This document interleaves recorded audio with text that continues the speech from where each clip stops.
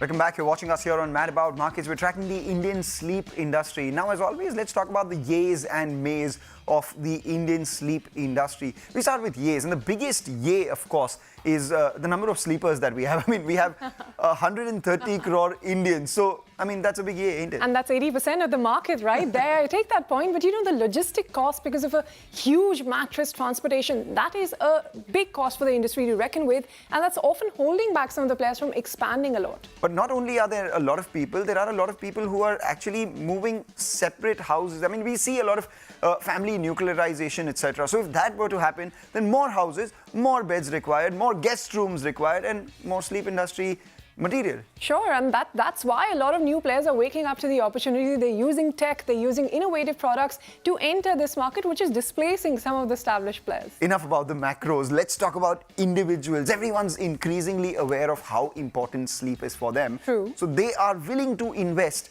in what gives them the best sleep. But how do you arrive at the cost, right? And that is important for these manufacturers because the raw material prices, they're fluctuating wildly, especially, sorry to go back to the macros, given the current environment. Well, in that case, you differentiate your product offering. Instead of, just talking about, okay, this is the commodity that I'm giving, these are the input prices. This is my differentiated offering. My product offers the best sleep irrespective of the price. No matter what your product is, at the end of the day, sustainability, recycling, all of that is very important to consider. And with huge mattresses, that remains a big challenge for the industry. That remains a big challenge. I take your point. But, increasingly people are adopting to D2C, e-commerce, all the other channels, which does not require people to perhaps transport those mattresses so much from a warehouse to perhaps a store, etc. Now it's warehouse to your house directly. Well, I think we're even Steven there. So let's pose this question to the guests. Let's do that.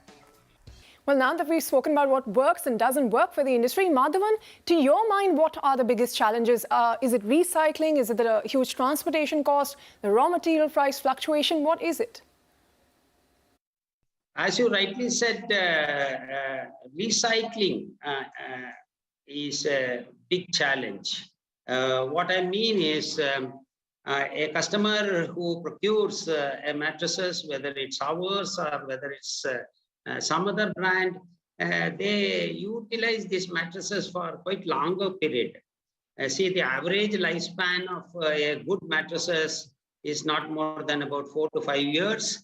Though we give a larger warranty, for instance, there are products with us which we give a warranty of closer to about 10 years, starts from 5 years. All said and done, a healthy mattresses remains for about 4 to 5 years. This we need to educate to the customers, it's an investment. So he should invest in mattresses and change his mattresses once a while, at least about 4 to 5 years. If this trend is got into the mindset of customers, I think the business gets literally well. Well, Chaitanya, the other challenge is the challenge of competition, because on the one hand, you have organized players, unorganized players, and that you have D2C players, some established players. How do you compete? I think the main way to compete against traditional players for us is that we, as a D2C company, are D2C in every facet of our life, which means we listen to our consumers on a daily basis, as opposed to a large company which engages a research agency once in a few years. The second big thing is technological innovation.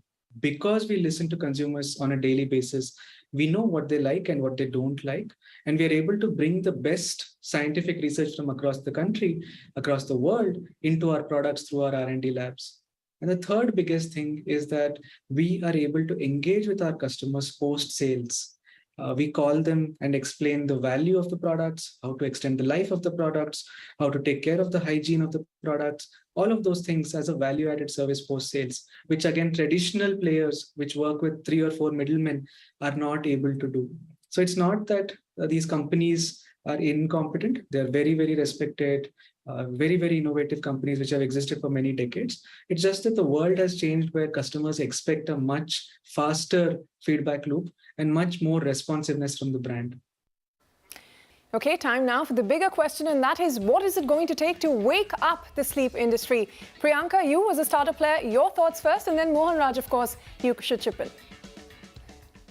Absolutely. It's all, if you see, it's already being shaken up, right? A lot of new age brands are coming in. As I said, I think we need to focus a lot on products and the quality of products and the innovation we are bringing in, right?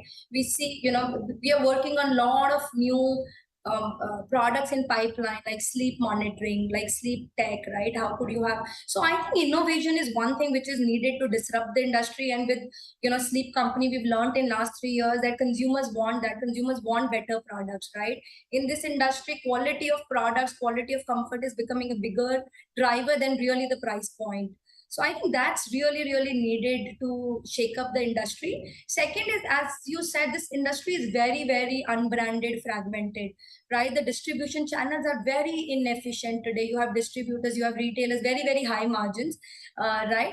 And I think that needs to change. So as more brands start selling direct to consumers and you see inefficiencies getting reduced, I think that's what's going to change the industry and, make us more closer to developed countries. I would say, all of us have gone through the pandemic, and I think realizing that sleep is very, very important. I know there was a time even when I was small, sleep was considered to be lazy. So my, take on this is everyone should understand the importance of a good sleep. And I think you won't get a good sleep if you don't sleep on a good surface in a good environment. So beyond mattresses, we are also, educating a consumer on various aspects they should really, keep a watch on so that they can get a very good night's sleep. And that's very important. So I would say that, all of us realizing the importance of sleep and investing in a good product, and maybe as an industry finding a solution to, the old mattresses, how do we discard it and ensure there is less minimal damage to the environment? I think these are few things which as an industry we should be working for. And as a consumer, I would say the consumer should be thinking about and not, considering that to sleep for 6 to 8 hours in a day is like to be lazy. I think it's about, staying fit and healthy. All right, Mohanraj, thanks a lot for that. In fact, on that note, we'll thank Priyanka and all the gentlemen for joining in and talking us through the sleep market and the importance and the economic size of that as well. With that, Ritu, it's curtains on this season of Mad About Markets. Yes, it is, but we will be back soon. So in the meantime, you catch up on some sleep. After a short nap.